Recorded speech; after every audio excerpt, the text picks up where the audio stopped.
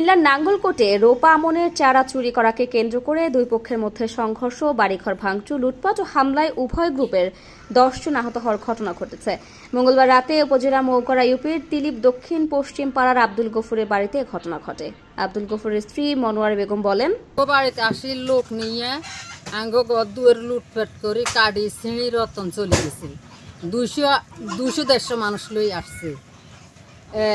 1 নম্বরে নবী আছিল, রতন আছিল, নবীর বাপ আবুল হোসেন আছিল, সাগর আছিল, তারপরে নেইগুন বেগুন আছিল।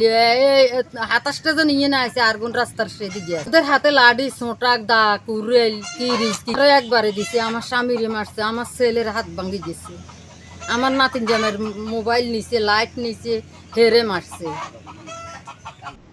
আব্দুল গফুরের ছেলে গিয়াস উদ্দিন বলেন, চাইনের থেকে জ্বালা কিনছি 4000 টাকা, চাইনের থেকে জ্বালা কিনি 4000 টাকা জ্বালা কিনছি। আমার জ্বালা তো